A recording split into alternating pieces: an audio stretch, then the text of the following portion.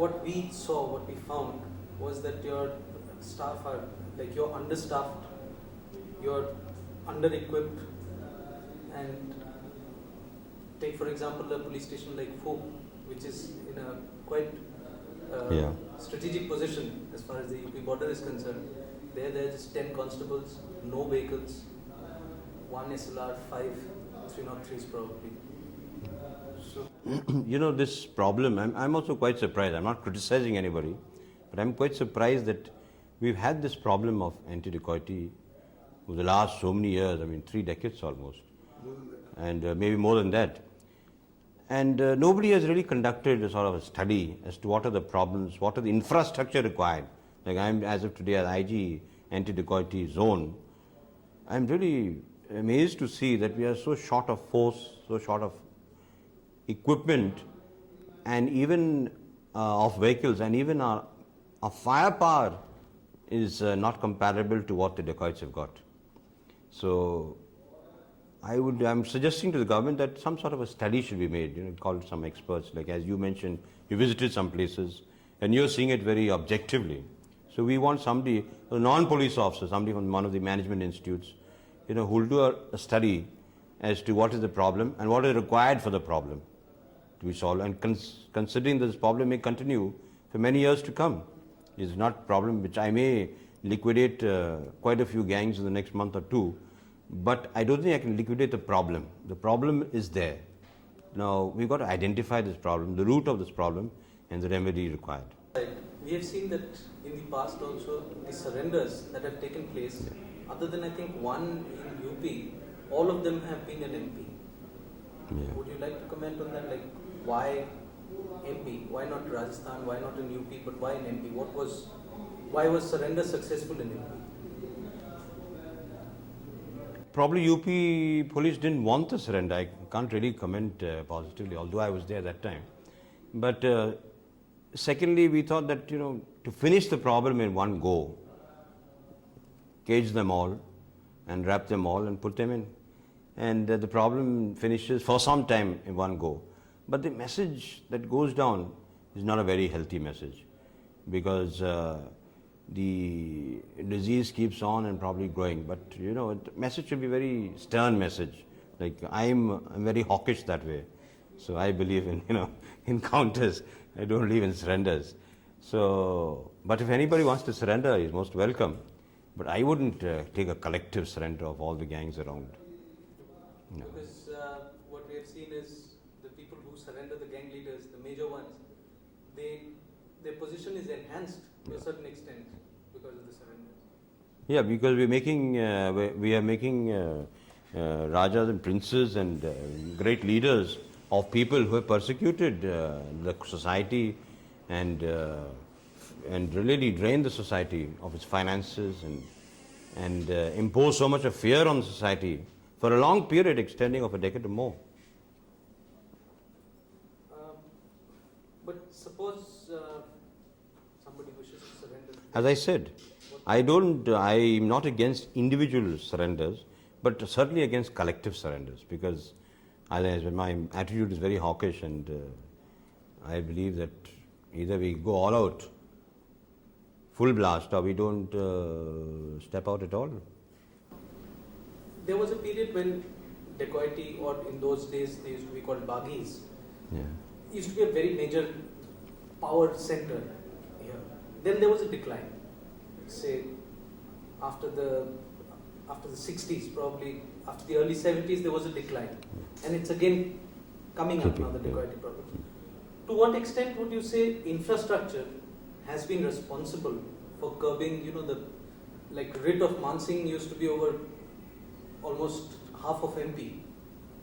So, but that position has been curbed. Like no dacoit right now can afford to have that caliber. So, to what extent do you think infrastructure has been responsible for that, like roads? The dacoity problems and the dacoits today are certainly different from the dacoits of yesteryear. As you mentioned, Mansingh and other big gangs. So they were really very big gangs, and at those days there was a very serious economic problem in the districts of Bhind and Morena. Subsequent to the massive and large-scale surrender, The economic position in Bin and Morena have increased tremendously. We almost on par. The Green Revolution and the White Revolution have also occurred in Bin Morena, but not publicized, very silent, but it is there. People are very prosperous, and I wouldn't say there's any type of poverty in both these districts. So prosperity has contributed to the elimination of this serious dacoity menace. Now the dacoits we see today, I think is basically due to the negligence of the police. You see, and the moment we become negligent, these small little gangs start erupting and rising. But these gangs can be of great danger and can emerge as large gangs if they're not controlled. So in this area, as I'm discussing with some senior and experienced police officers, they projected a graph to show that when the police is very active, the dacoits are down. When the dacoits are very active, the police is down. So this bad ding-dong battle carries on. No, I was asking about the infrastructure in the sense like... Now regarding the infrastructure vis-a-vis the police or... No, I mean the general infrastructure, roads, electricity, telephone. As I said, the economic situation in these two districts have improved tremendously, and a large input has gone into agriculture. The ravines have been cleared to a large extent, and with the help, a lot of financial help from the World Bank also. With the details of the financial assistance and the financial input would not be known to me at the moment. But certainly there's a tremendous metamorphosis in the economic and the economic situation in these two districts, and that's why we don't have the menace of dacoity problem in such a massive scale. As you said, the nature of the gangs of old and now have changed dramatically. What would you say is the modus operandi now of one of the dacoits? You see, today everybody is thinking in terms of economics. With the globalization of everything, so everybody is thinking how to improve economically. So even the dacoits are thinking basically how to improve economically. And all the gangs that exist, that we have enlisted, have only one modus operandi, that is kidnapping for ransom. Nobody kidnaps for revenge, it's only for ransom. We've also heard that sometimes they don't even kidnap themselves, but kidnapped victims from far off places, even maybe from Delhi, are brought to them for safekeeping, and percentage is worked out with the actual kidnappers. Would there be any truth in that? I've taken over the last 1 month. I have not heard of this particular occurrence, but quite possible. But I don't think we have such powerful gangs in this area, except for about one or two who could venture into such interstate and metropolitan activities. What type of support you're getting from the UP people? Like the gangs are performing their activities in MP, and then when you chase them, they just go back to their own hiding place, like in UP. So what type of problem that time you have to face? Yeah, we require tremendous support from UP. As I've told you, I've just taken charge of this zone only about a month ago. So my initial task was to visit my own jurisdiction. So I've almost gone through the whole jurisdiction, and now we are starting our interstate meetings next month. So we'll be eliciting a lot of support from the UP officers. I'm sure they'll extend the support. I was posted in this area almost 15-20 years ago, and we used to have these anti-dacoity meetings, sometimes in Agra, sometimes in Gwalior, and they're very successful, very helpful, and we do require their help, because the criminals, when we are active, they go to UP, UP gets active, they come here. So they are always hopping from UP and MP. Like recently we had a very serious murti theft, where heads of statues, 46 statues, were removed from Kanyadana, from one of the Jain mandirs. So we're on the right line, we almost tracked them down, and they are UP criminals. And somehow we've not been able to lay our hands on them as yet. But I'm sure we are having, the SP at Shivpuri is going tomorrow, and I'll be talking to the IG Kanpur also. And if possible, if required, meet him personally, because we require the help to nab these boys. And once we get them, I'm sure all these murtis will be recovered.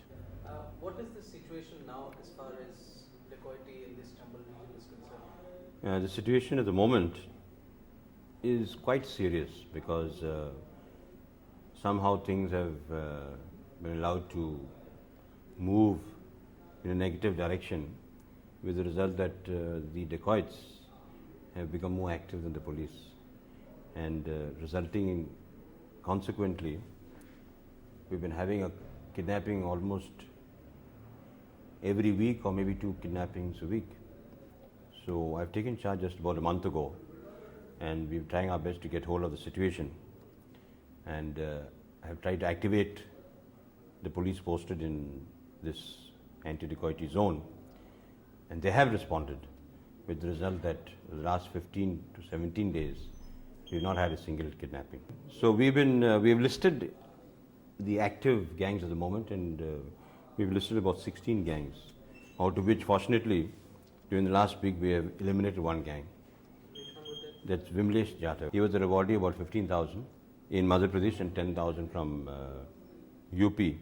He had 1 kidnappee with him, but fortunately at the time of the encounter the kidnappee was not injured, and the other members of the gang, somehow or the other, managed to escape, but 1 or 2 did get injured. So I was telling you, we have listed 16 gangs, out of which 1 we have eliminated. Yeah, out of which we have eliminated 1, and we hope in the next week we should eliminate another 2 of them.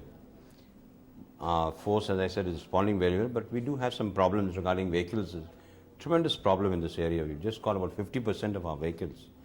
So mobility in this area, and particularly in anti-dacoity area, which is so essential for operations, is a great handicap to us. We have projected our problem to the government, the police headquarters, and we hope we get some relief soon, so that we can also render some relief to the society of this area. We have our approach to this problem, which I have made out an action plan. So we are affected basically by the dacoits of UP. So we are trying to seal the UP border, number 1. Then we are having commando platoons placed at the disposal of the Subranla police, the DIGs. I have also got 1, and also half platoon, 2 sections or 1 section commando at the disposal of the affected subdivision officers. So at any point of time, because AD work is such, information can come to you at any time, but you have to be always on the alert and ready. So at that time, if you're going to delay, then you just miss the opportunity. So you have to immediately respond. So I want officers who matter in the field to have force readily available with them, as they say, in their pocket, so they can respond immediately and act. And that's how we hope to get success. Our turnover time, our response time must be absolutely as good as negligible. Your version is that you are regularly getting help from UP people also. I've not yet ventured, but I'm sure when I do venture, I will get the help. Now, one thing finally I would like to ask you, Yeah. whatever is the position of the political influence which is on the dacoits? I was also quite apprehensive about this problem, but I'm very happy to inform you that absolutely no political interference as far as resolving the dacoity problem is concerned. Even the Chief Minister has given me complete support. The local Member of Parliament, Mr. Madhya Pradesh, the other MLAs, the Minister, they're prepared to extend any type of support we require to finish this problem, to eliminate this menace and eliminate this problem.